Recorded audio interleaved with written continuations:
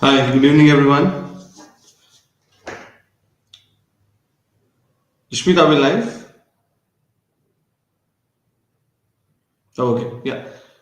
Hi, good evening, everyone. First of all, I want to thank LaMiCons for this opportunity so that I could come and interact with a learner audience, an audience who I believe is willing to learn and want to improve or want to enhance their chances of cracking the campus placements or getting a job or a career or a dream career, so to say. A quick introduction. I am Dr. Ankur Sodi and I work for Ematicus Learning, which is a renowned edtech. We have been into the system for 12 years. I have 2 decades of experience and last 10 to 12 primarily into training and placements. I started my journey with academic. If I talk about academic qualifications, I happen to be a PhD in computer science, but somehow I found my calling in placements. So couple of years abroad, couple of years in IT industry with HCL and others. Then I spent a good amount of time in an education institute, and that's where this bug of training and placement got me. And I started working and interacting with the students. Last 5 years, I've been into the edtech space. I just wanted to see if I can work with freshers placement. Is there something similar or better that I can do in the lateral side of the things as well? And so far, the things have been good. So I have seen this, or I understand this entire journey of placements as a fresher, as a lateral, and so on. Right. So I have a small presentation because I believe we have people from all spheres of life who have joined this program. You could be pursuing an engineering program, you could be into a management program, you could be into hospitality or something else.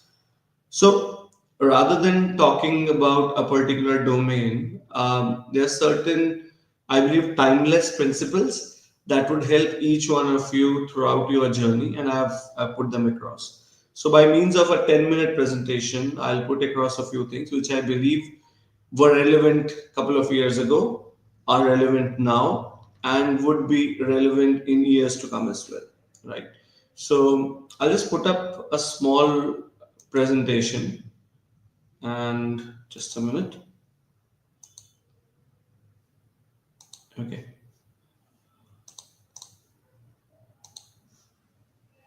Yeah. I hope my screen is visible.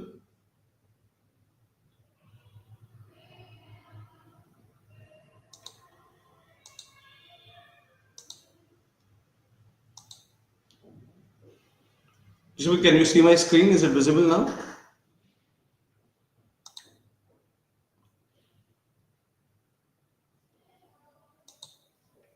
Okay, nonetheless, I'll talk about the things that I want to speak about. So, 5 pointers, quick pointers, which I believe would help you, as I said. The very first one is awareness. If you read books and you have heard of an author called Robin Sharma, I really like this saying that better awareness leads to better choices to better results. So, are you aware about all the programs, all the possibilities that exist, right? Are you aware of what's happening in the world right now? Once we start interacting, maybe through the chat box, if you can let me know how many of you read a newspaper today? How many of you read industry news every day? If I ask you 5 news of national importance, will you be able to answer that? Right? It's okay to enjoy, entertain yourself, but you have to strike a balance between education and entertainment. And the first and the foremost thing is being aware about things, right? Um, the program you have taken, what kind of companies exist, what are there any seniors that you can be in touch with, are you using the social media platform correctly, are you aware of all the tools and possibilities? That's the most important thing. And that is the why do you need to do it? Because that is important, right? It is important for your career. Unless you're aware of the choices, what how would you make the right one for you? It is really a sad feeling when couple of years down the line you realize, oh, there was a better option. The point is, I was never aware of it. Forget about not even to not being able to crack the opportunity, it will make you even feel worse because you're not even aware of the opportunity. So, couple of actionables. Please make sure you read business-related news every day. Even if you are a nerd and hardcore into development, please read news as much as you can every day. Follow, okay, track what's happening in the world of startups. Go to Inc. 42, go to Your Story, read Economic Times, whatever. Generate awareness is the mantra or the first message. I personally, how I do it, there's so much information overload. What I do is I've created a separate email ID for this purpose, and that email ID is dedicated only for industry news. So startup news will come there, wealth, banking related information will come there. Whatever is important for me to learn and stay relevant in my job would land there, and I read from there. So awareness is important, right? If I ask you, as I said, five news of national importance, something that happened today.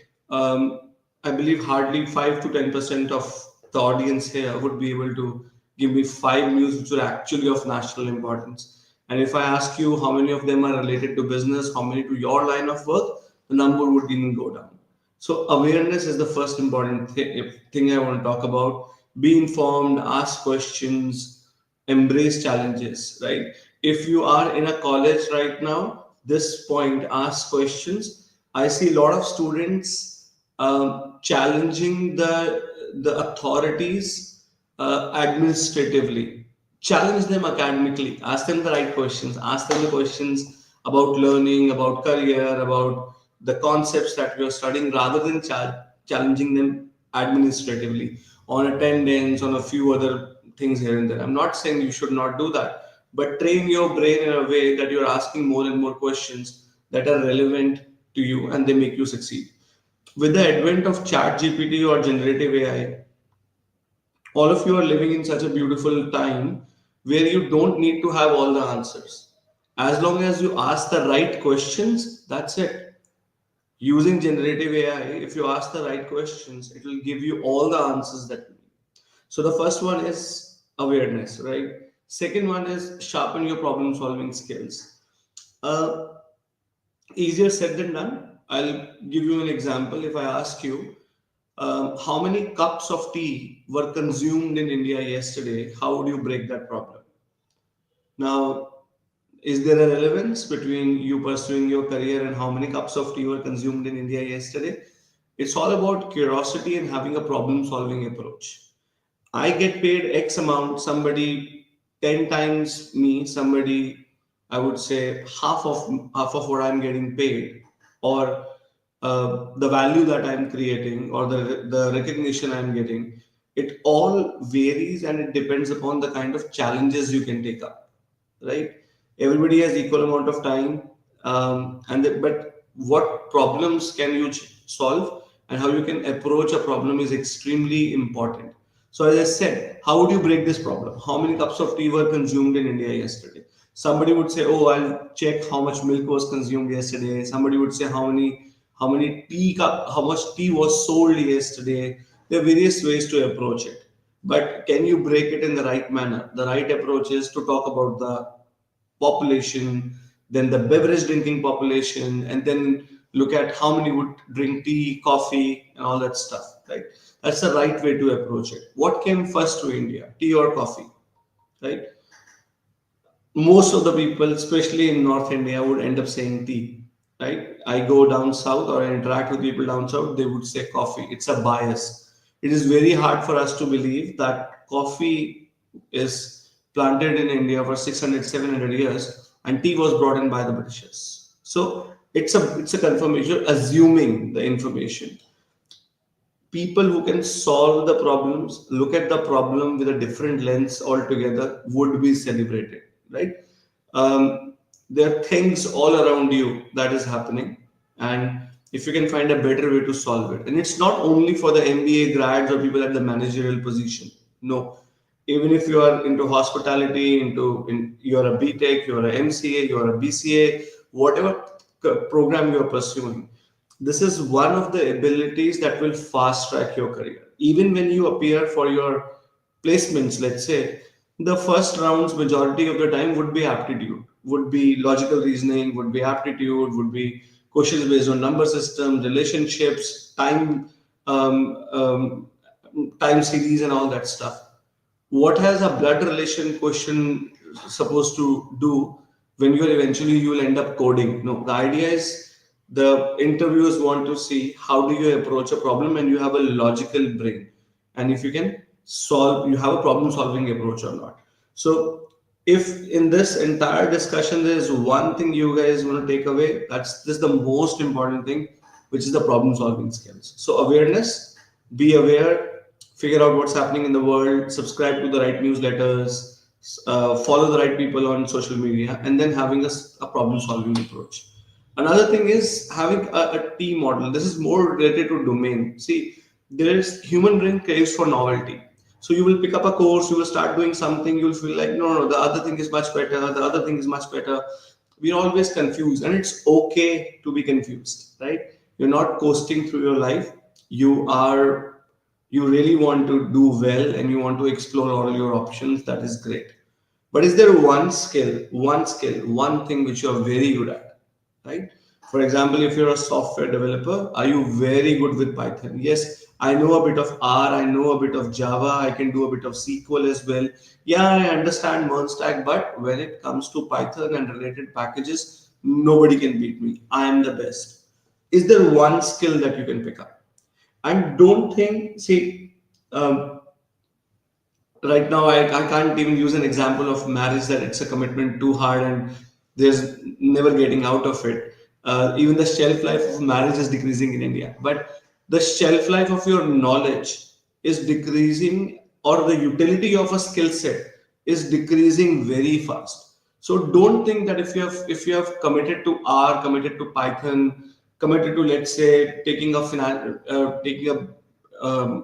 getting into economics, getting into finance, getting into a MBA program, joining a company, joining a sales division, joining a marketing division, whatever juncture of life you are at.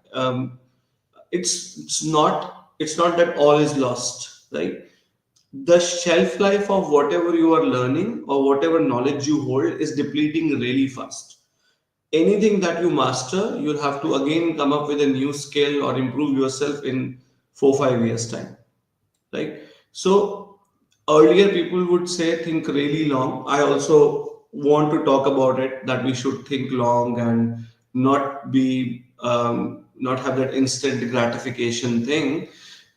But the fact is, having this one skill set or being very confident about one master skill that you possess is extremely important.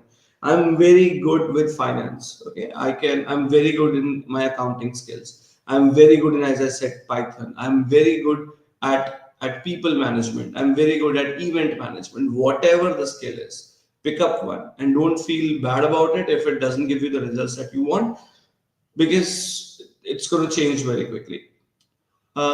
Think about it. How many of you know how your grandfather got a job?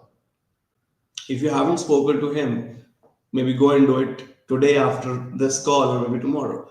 I can tell you how my grandfather's interview went. His father took him, once he graduated, his father took him to one of his friends, and the friend asked that, do you know how to write? He shrugged his shoulders and said, I'm a graduate, of course I know how to write, right?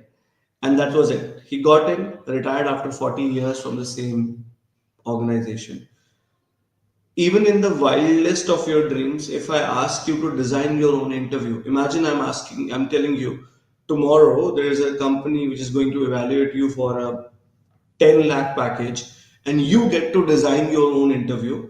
They will ask you questions that you ask. You will never come up to me and say that, hey, Ankur, tell them to ask me, do I know how to write? You will still put 5 or 6 questions for the sake of it, that, hey, it's a 12 lakh rupees interview. It should make some sense. I should feel that I've earned it, right? That's how interviews have changed. He retired from the same job after 40 years. You look at your parents, you look at your elder brothers or sisters or friends or whosoever, they would have changed multiple jobs by now, right? So the way the things are moving, whatever you learn will have to unlearn and relearn and rework on it in a very quick span of time. So make sure there is one skill, the T model, right? You don't get groundwater by digging 1 feet at 40 places. You get groundwater by digging 40 feet at one place. So make that one skill, one which you're champion of, right? And don't fret about it if you think it's not giving you quick results. Eventually, it would, right? Um, can't stress more on this. We all know about communication skills, about interpersonal skills, ability to unlearn and relearn. This is something which is a horizontal skill. It cuts across all the programs. It cuts across anything that you do. Even if you have decided I'll not do anything in my life, I will sit at home, not work. I'll marry a rich man or a rich woman and enjoy my life later. Enjoy my life. You still need to have interpersonal skills. You still need to communicate with your partner, right? And this is one skill. See, with the advent of social media and how much time we're spending behind the screens and not face to face, the communication skills have been battered a lot. So earlier, people had to speak really well. Now, if you are just able to put your ideas across, you are better than 80% of the population because they are not ready to talk, right?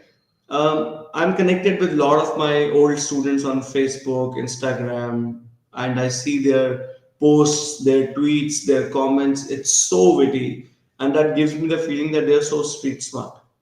But when it comes to in-person communication, the entire thing takes a nosedive. They just simply lose the confidence. A reality check, guys, your interviews are not going to happen on Snapchat or WhatsApp. It's not like you will say, hey, if I am the interviewer, so please open Snapchat here and I'll open Snapchat there. Anything that is being discussed disappears and you hire me. It's not gonna happen. This is going to be the most comfort you may get, where it would be a virtual interview. But you will have to develop or work on the skills of interpersonal communication, right? Um, how can you do that? I first talk about the challenges. We translate. That's the biggest problem.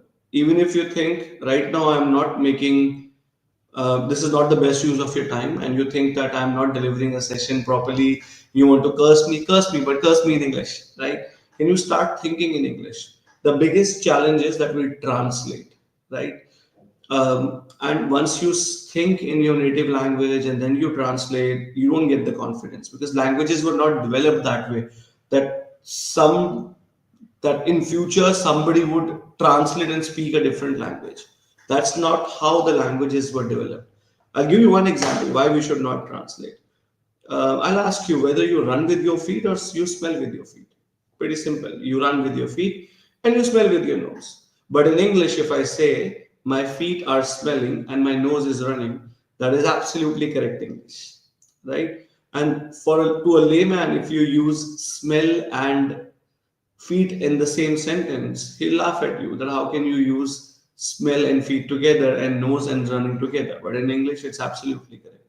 Stop translating in English. Second thing is formulate a small group. Is there a group that you can make where you make a mandate that you will communicate only and only in English? See, nobody speaks incorrect English on purpose. You will speak or you will present your ideas in the best manner, right? Unless you are in a Kapil Sharma show or doing a stand-up comedy, you will not speak incorrect English on purpose. You will speak whatever you know, right? How can we improve that? Watch movies, English movies with subtitles. Make sure you talk to your friends, talk to your inner circle in English. Read as much English newspapers as possible. The one of the biggest challenge we face is people run out of content. At times, your communication is not the problem, the content is. That takes me back to the awareness part. If I ask you right now to speak about this Adani fiasco that has just happened, if you follow the stock market or if you follow the news, Gautam Adani has been blamed that there is a bribery case going on, and U.S. government or U.S. Judicial system has blamed Adani of doing some kind of not I'd say, malicious practice in India, and the shares and everything has tanked. If I asked you to speak about it for 5 minutes, can you do that? Forget about this Adani thing. If I ask you to speak about yourself for 5 minutes, can you do that? Right? So that is extremely important to put yourself into practice as much as you can. There are enough jobs, nobody is competing with you. If you have a friend, he's not competing with you. You help him, he helps you. Do you have the confidence to create a YouTube channel and put your introduction there and open it up to the entire audience here, or let's say your friends to comment and criticize you or help you?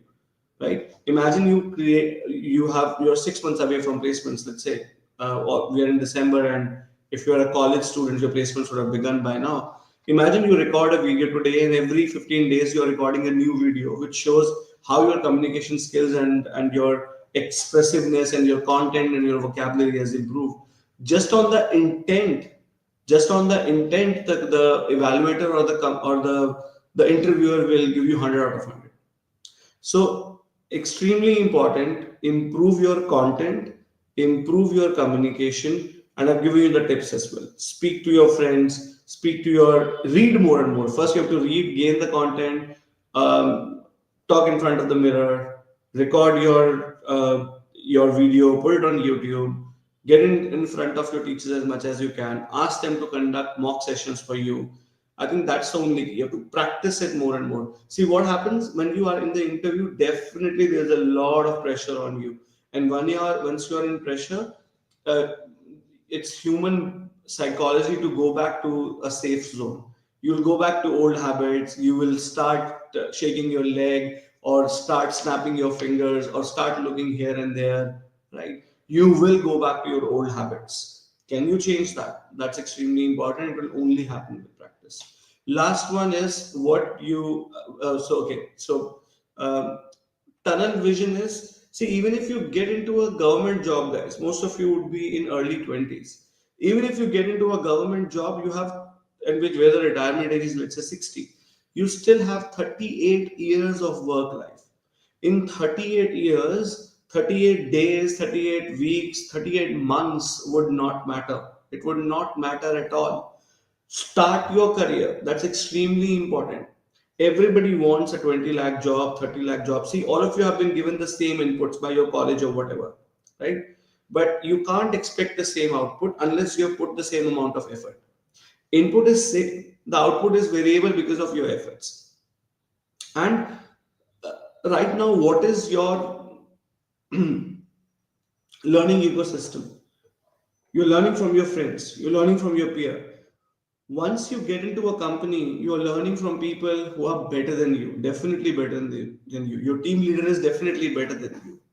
So, starting the job, even if it is at a lower salary, but it is giving you an option to learn, forget about learn. Imagine you are from a small town. I come from Jalandhar, Punjab. So, let's say you are in Jalandhar. If you're getting a job in Bangalore, right, I'll say you hate sales. For example, you hate sales. Still, you are getting a sales opportunity in Bangalore. You go there. You are in a PG where there are so many other people. There is a lot to learn from those people. They can, and you get to know new people. They can refer you into new jobs. There is a lot more that can happen.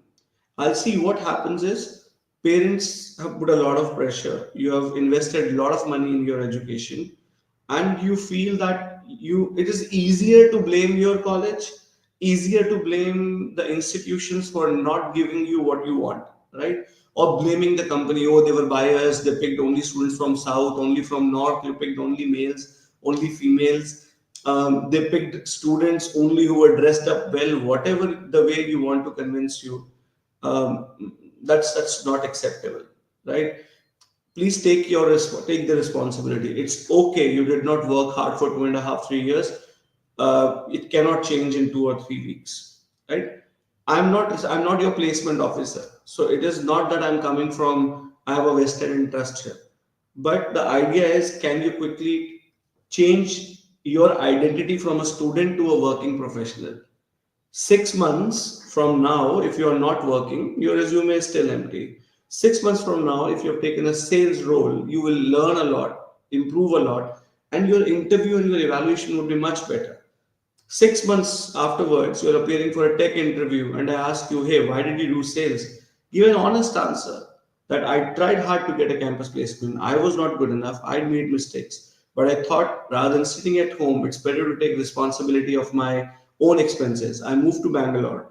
My learning ecosystem changed. I learned how things happen in an organization. And alongside, I've worked hard on my coding skills. And I'm good to go, right? So, and don't worry what the relatives will say. Hey, you got a 3 lakh package, 4 lakh package. You invested 10 lakhs in an MBA and you're getting a 4 lakh package.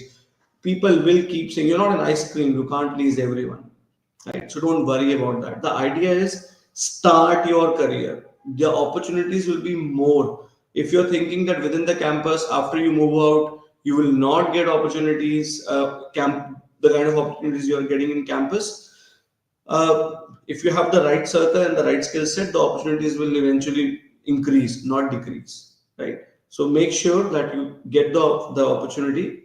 What you take an opportunity, start working, and then see what happens next, right? As any which way I've told you, the shelf life of anything that you learn is limited, so it's not going to have a long impact. Start your career, right? Last thing, if I have not, yes, I have put it here. Resumes are dead, guys. Resumes are dead. Show and tell, if you would have heard of.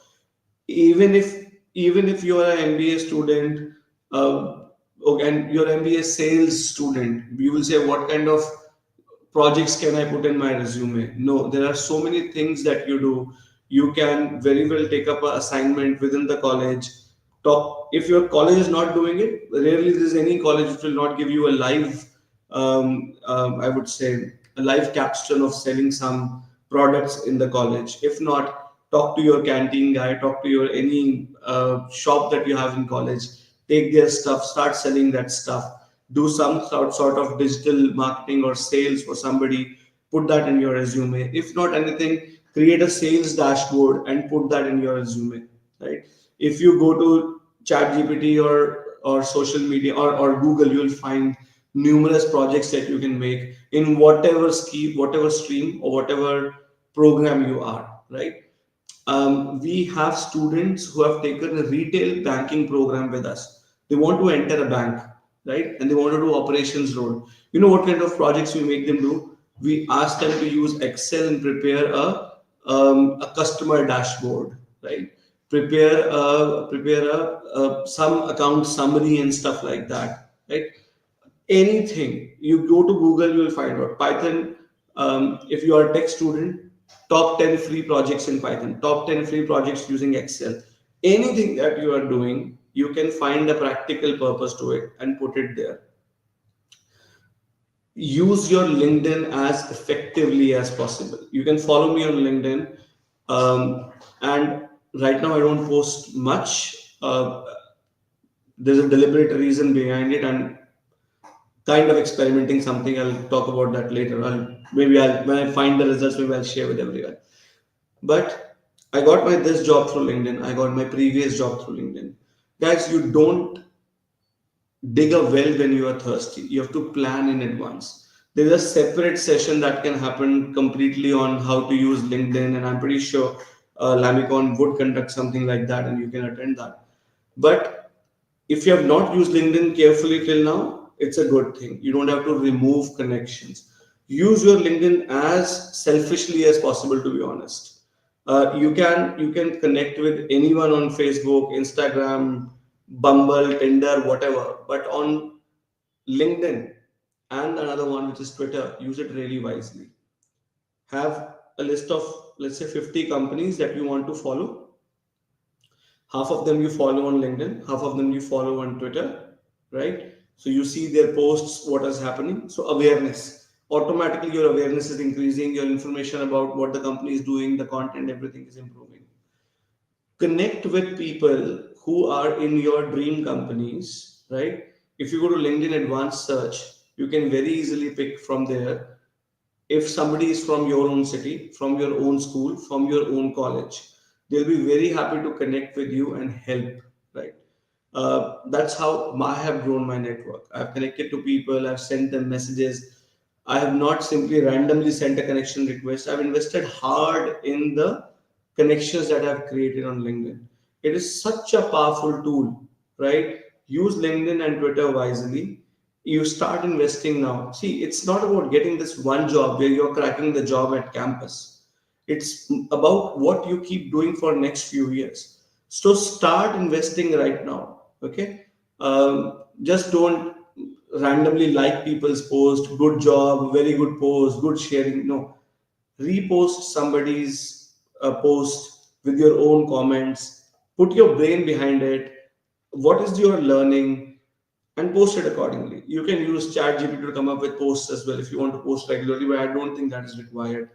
If you're a finance student, you have done any kind of financial modeling, you have prepared any kind of pitch deck, you are a tech student and you have deployed your GitHub and all that. Needless to say, all that has to be on social media. So when you're appearing for an interview, it should not be your resume; it should be your portfolio that you have created. It's not only design students who need to have a portfolio.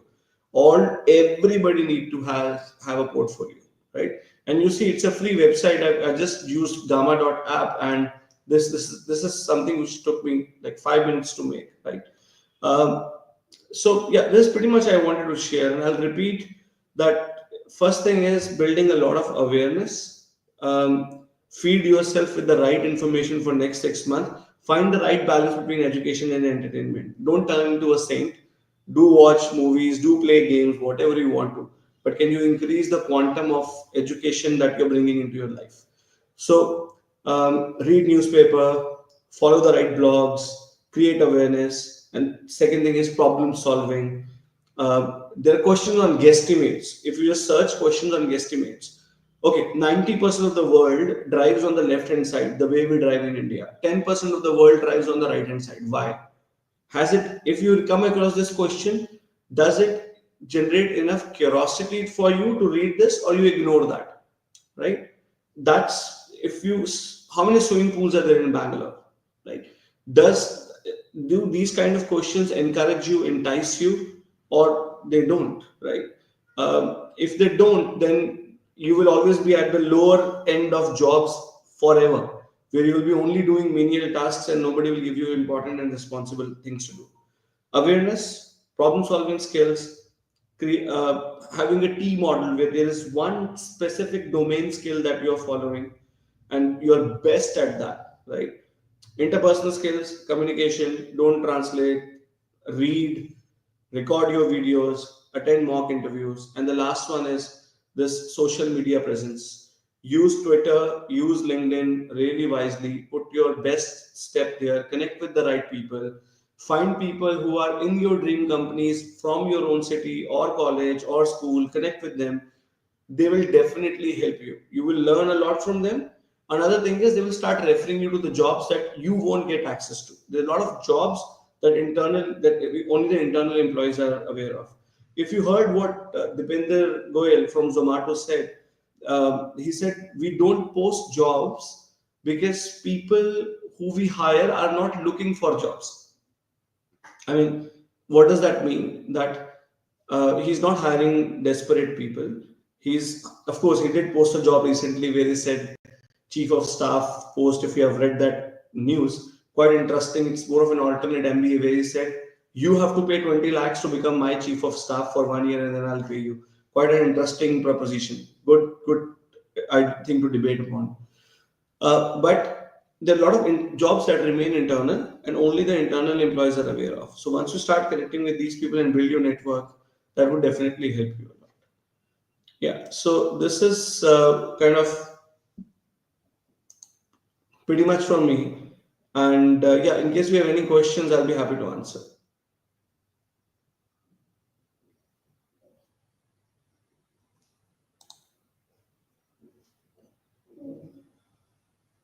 Okay. So I can see a lot of questions here. I can very well, and I'm so happy that you guys have put in those questions. Okay. First one is, yeah, people learn from, okay. How can I stand out in the college placement drive? See, it's a very good question that they are here and there's so many people. How do you stand out? I always say to double your results, triple your research. When a company is coming in, have you read about the company? Have you read about the person who is going to interview you, right? Uh, Even today, when I conduct meetings, and at times I'm meeting people who are way junior than me, I'll study their LinkedIn profile. I'll study what the company does so that I can have a better impression, right? Or I can win them over, right? And so study about the company, study about the person, genuinely prepare for one or two questions that you're willing to ask. So I have seen many colleges, we have been guilty of this as well. We will plant the questions that people will ask something. No, have a good question ready, which makes sense. And be aware of one important fact, that if somebody else has asked a similar question, don't ask that question. What happens is we are so nervous, we hold on to our question. You just raise your hand and everything is like blacked out. You're not listening to anyone else, right? And the moment you ask a question, the person can relate to you. So subconsciously, you have already presented your candidature. And luckily, not luckily, if you make it through the first few rounds of interviews, the person on stage is the one who is going to be interviewing you. His mind can automatically make a connection with you. So, how do you stand out in a college placement drive? Research the company well, research about the person really well, ask a good question, maybe mention something from that particular person posted, right? For example, so I did this once in an interview. I applied for a post at Coursera. Unfortunately, I didn't get it. But I said, "Hey, good to good to meet you, and I must congratulate you that you write very good blogs or very good posts on Medium." So Medium is a platform where you can go and express your ideas, and that guy had written a lot of articles. And I said, especially the one that you wrote on sustainability was really good. I'm a big fan of sustainability, so I saw an instant connection there. Anyway, let's start the interview. So something like that is what I said. So you are connecting with that person, right? And it's not that it is only important for later interviews. It is extremely important at the fresher level as well. So read about the company, read about the person, prepare good questions, talk to the person, establish a bond by looking at what they have posted on social media, something which is respectful, something which he should not feel ashamed of, right? So talk about that, and then you can maybe ask a question. Yeah, so that's how you would stand out. Um, okay, is it okay to start up a career in operation? I just said that you can. During the presentation, I said that it is absolutely okay to start with whatever opportunity you are getting if the learning is good. If the company is a local company and giving you a role which you have not studied for, I'll say it's a no. It's absolutely okay. But imagine a company like not throwing okay the recent ones. Okay, let's talk about Razorpay. Let's talk about Flipkart. Talk about Amazon. If they're giving you a decent role and the learning would be good, please take up that job, right? But then you'll have to work extra hard, guys. You'll have to. If you think that by not taking that job and spending 6 more months at home will get you a better job, that's 1 out of 100. 1 out of 100. Eventually you will say, oh, 6 months have passed, now let me do masters. Your past is the reflection of what you will do in future. Only 1% of people transform. The rest, everyone stays the same. They are motivated for 1 day or two, and then they fall into their old habits. So if you could not land a campus placement, the chances are very few that if you stay home and believe that you will study really hard for 6 months and get something, that's not going to happen. Double down, put yourself into more trouble. Human beings work better with constraints. I can promise you that. You can read about this. Human beings work better with constraints. So while you are working in operations, evenings work hard on the skill that you really want to get into, and then get into the job. So if the company is good, the learning is good, the role for me doesn't matter. But you have to get out of that very quickly. Maybe 6 months, maybe 1 year. Don't stay there for too long. Then you can't say that in 3 years I've worked in operations and now I want to get back into, let's say, finance or tech. Nobody is going to pay you the same salary that you deserve. And what happens is, if you are doing really well, let's say in operational sales, your salary would grow really fast. So once you get addicted to that salary, it will be difficult for you to get back. So long story short, any job is okay as far as it's a good company. Start your career, but very quickly see how you can come back and get into the role that you want to do. Um, yes, Rupesh has put a very good comment that your network is your net worth. Build on your network. Help people genuinely. You give 1x, it will come back as 10x to you. What are the next steps in deciding if I'm a fit for this placement? Okay, nice. So are you a good fit for the role? There are a lot of psychometric tests available that you can take, right? You just simply check job fitment test. If you put, you'll find a couple of job fitment tests you can take. But see, if it is a campus placement, what's the harm in getting interviewed, right? Um, just take as many interviews as possible, right? Don't deliberately fail. Take them to succeed. Okay. You will always feel that, hey, there is a better job available now, I am better prepared, it was my first interview. I've seen students getting disappointed that they cracked their first interview, that, oh, it was a 4.5 lakh job, I cracked it, now they are bringing a 8 lakh, 9 lakh. It doesn't matter. It doesn't matter. Absolutely doesn't matter. In a couple, if you have the capability, you will eventually get there. You will eventually get there. So, how to decide whether you are a good fit? If the job title interests you, right? In the beginning, as I said, if it interests you, and you have the right attitude and right aptitude for that, take that. So initially, I'll rephrase my statement. Initially, go for the most suited job as per your skill set and as per your program. If in first 7, 8, 10 drives you have not succeeded, then pick up any job that you get. So take psychometric test, take job readiness test, take a AMCAT test, CoCube test, whatever you want are taking. If your college is arranged for, let's say, if the college is offering you a AMCAT, take a CoCubes on your own, right? If they are arranging both, take a metal on your own. If they are arranging all three, take a e-litmus on your own. There's no harm in spending money, right? 1,000, 2,000 here and there won't matter. It gives you more and more exposure.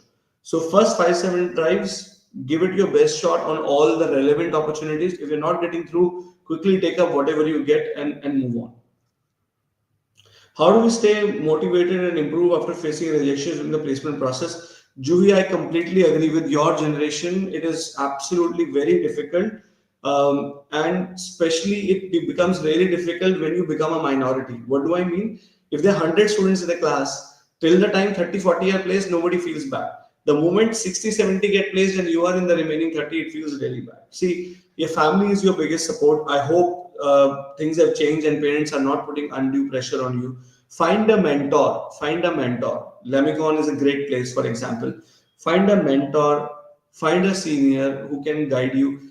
All positive talk is done, but you'll have to learn, understand the mistake, and use it in a positive manner. Very easy to say than done. I'm 42, working for almost more than 20 years. Still, if now my boss says something which is a little, which stings a little, if he makes a, I would say, not improper statement, but I believe that a harsh statement, it still pinches me, it still hurts me. So I can very well understand how somebody who is so young and still yet to start your career would feel. But long story short, how to deal with failure? One thing is, have a routine. By routine, I mean, if you are successful, you will still end up studying in the evening for 1 hour. If you failed in an interview, you will still end up studying 1 hour in the evening. You succeeded, still you will go out with the same friends or play the same game or eat the same food. If you fail, so failure or success should not change your routine, right? Uh, Surround yourself with the people who are supportive. There will always be someone who will poke fun at you. There will be more people who will make fun of you. There will be more people who really want you to fail, right? But still, there are a few people who are your support system. Find that support system and keep that close, right? So, number one, don't change your routine. Number two, find a very good support system, which is your friends and your family or something, and find a mentor, be it in your college, be it outside. That's why I said connect with the right people on LinkedIn. Somebody who is working for 4 5 years, understands the industry, is working in the same role that you are, would be able to guide you and comfort you. So it's all about creating that cushion, that buffer around you to keep you safe. So these are my actionables. I'll again repeat, it's a very important question. I really appreciate you. That's why I'm stressing too much on this. First, don't change your routine. Stick to your routine and don't let emotions run your day. Second thing, find your support system, friend, family who can encourage you. And third one is find a mentor who can tell you what were your mistakes, what more you can do. Do you need to take time off or do you need to put more effort? Right. Um, how to master aptitude skills.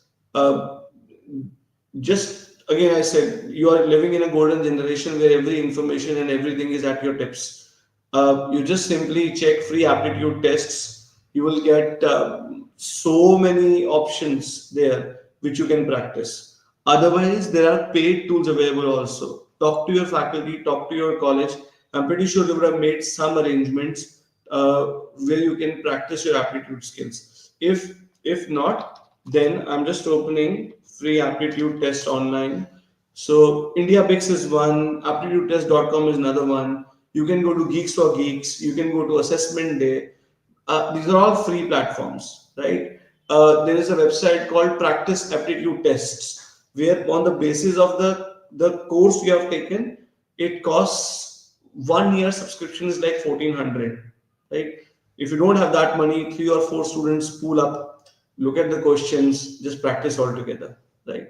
So you'll get that answer there. What skills or trends we focus on to remain relevant in job market in coming years?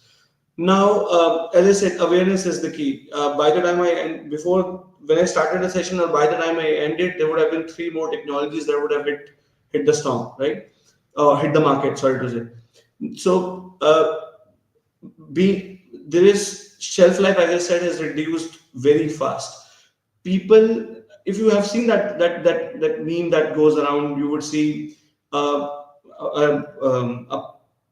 cameraman holding a camera in a helicopter, and on the right hand side or on the panel they would show a drone mentioning that in 10 years both of these people have lost their job, both the pilot and the cameraman have lost their job and they have been replaced by drone. Let me tell you, every job. So American Army, if I tell you, when they use these drones, it has taken away 50 jobs. A drone, when a pilot used to fly it, there were like 50 people involved, maintaining flight, maintaining the plane, and pilot, and what and whatnot, processing data and information. But it has created 80 more jobs. 50 jobs have been taken away, but it created 80 more jobs. The challenge is those 80 are cognitively more demanding. You have to invest. They are more complex jobs, as simple as that. So this is how the trend is going to be. You'll have to read the right, again, talk to the right mentors, see what's happening in the industry. For example, semiconductor industry is on the boom. I don't even need to, anyone who doesn't know about ChatGPT, you're pretty much living under the stone, right? I read yesterday only a very good quote by someone that the change that we are expecting, for example, AI would replace us and all that stuff, it doesn't happen that quickly. Like if we are talking about it now, maybe it will happen in 10 years. But when it happens so quickly, right? The change is not slow. It will begin. So we think it will begin today. It will not begin today. It will begin in 5 years. But when it begins, it will change everything in 2 months or 3 months. So can you stay ahead of the curve? That's the extremely important thing. That's the sad part. That's the good part about my generation, your generation. We'll have to continuously learn, continuously update, continuously upskill ourselves. So what trends we should focus? Read more, talk to the right people, see what's happening in US, whatever is happening in US will happen here in a couple of years time. See that how the demographics are changing, how the jobs are changing. A lot of jobs in clean energy, green energy, nature tech, agri tech, food tech, right? Waste management is becoming a big issue. Semiconductors are coming in a big way. That's now. 5 years from now, there would be a different thing altogether. I don't know if you read this guy.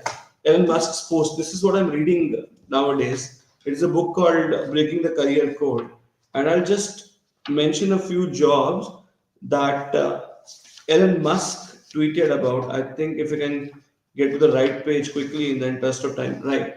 Uh, and this is a tweet from Elon Musk. Jobs of the future: gravity eater, quantum hunter, glitch dreamer, void deer, boson cutter. I'm not even, just gravity eater makes some sense to me, nothing else. So this is what he tweeted a couple of years ago.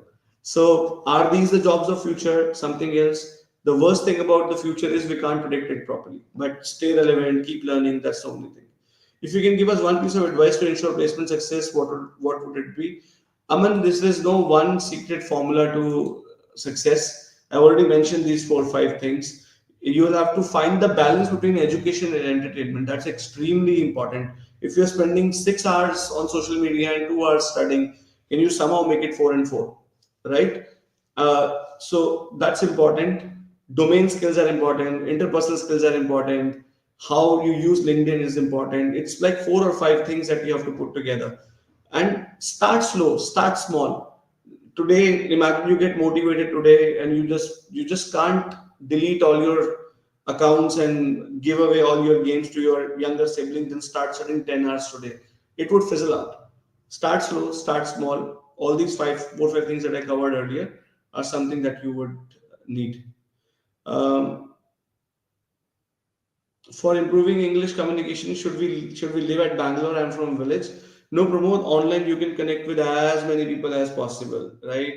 And you can just keep. I just said use YouTube, use social media, use companies, organizations like LaMiCon to prepare yourself for that. The more you speak in English, the better you get. As simple as that. Same question, aptitude scale, aptitude scale. What are the key elements to make a resume stand out in campus placements? Projects, projects, projects, and more projects. This question is by Dipesh, right? So, what are the key elements to make a resume stand out? Dipesh, if I ask you to prove that your name is Dipesh, how would you do it? People think for a couple of seconds, then they realize I can show my Aadhaar card or my PAN card, and then I'm absolutely sure. Now, anybody in this entire world asks you, "Can you prove you are Dipesh?" You will answer the question with the same confidence. Can you answer everything that is on your resume with the same confidence? Don't put anything that you can't defend, and put three strong things rather than 10 vague things. Even if you are a final year BTech student, let's say your age is 21, 22, 22 years of your life you're presenting in one page. Do you think it is possible? Nelson Mandela lived for 93 years. He wrote a book and it is 600 pages. 600 pages, 93 years, and he squeezed that, he shrunk that in 600 pages. But every page is important. He mentioned only the important things that a reader would enjoy reading. So in resume, two things. Put only those things that you can defend, right? They can ask you 20 questions on that thing and you can answer that. And put as many proof of concept as possible. I was coordinator. I was the leader of the drama club. I was a part of anti-ragging committee. What has anything to do with that, right? That means you don't have enough good things to talk about, right?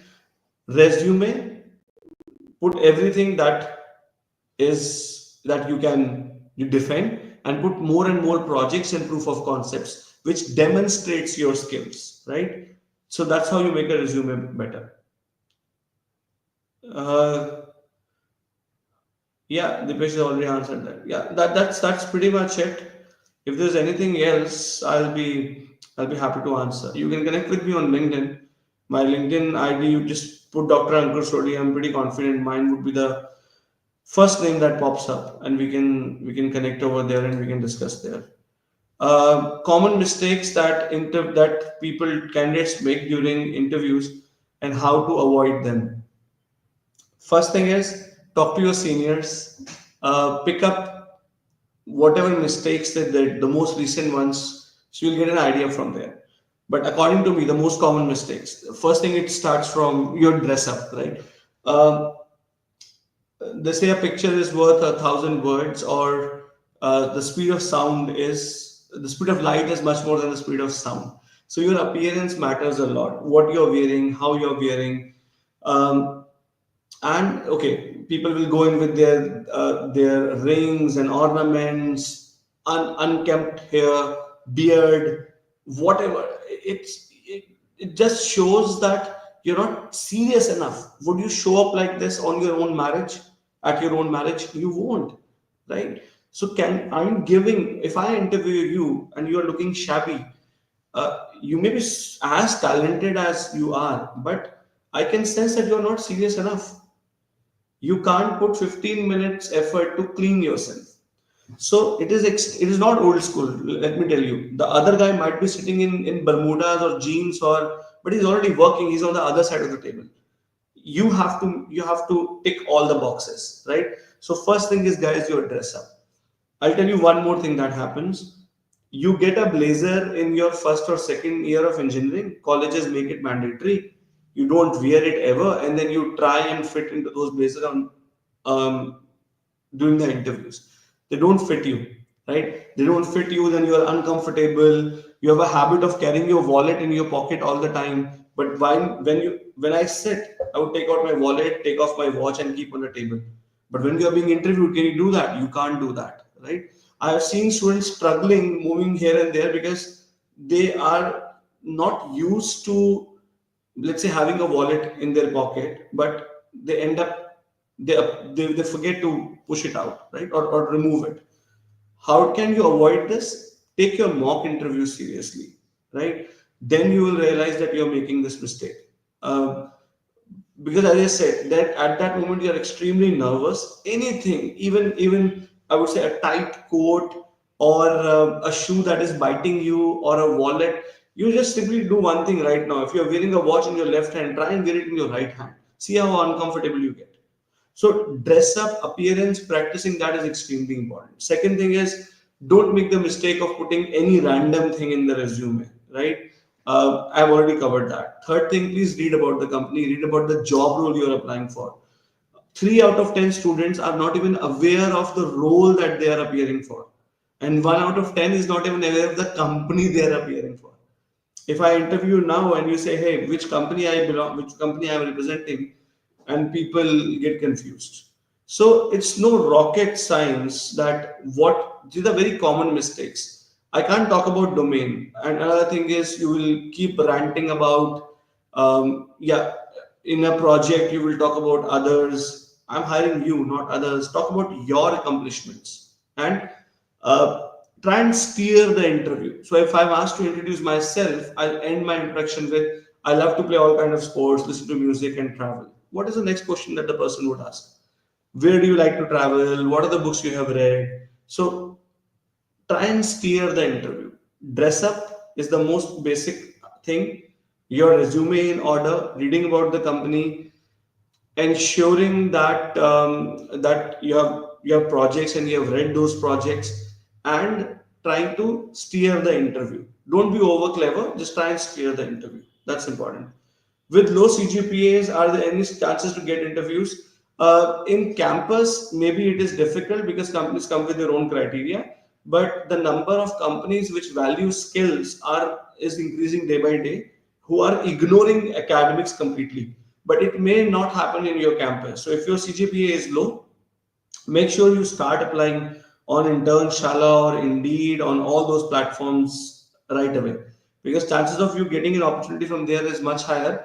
In campus, maybe you'll have to wait your turn, because when companies come to campus, somehow they do they put more importance on academics than they actually should. So yeah.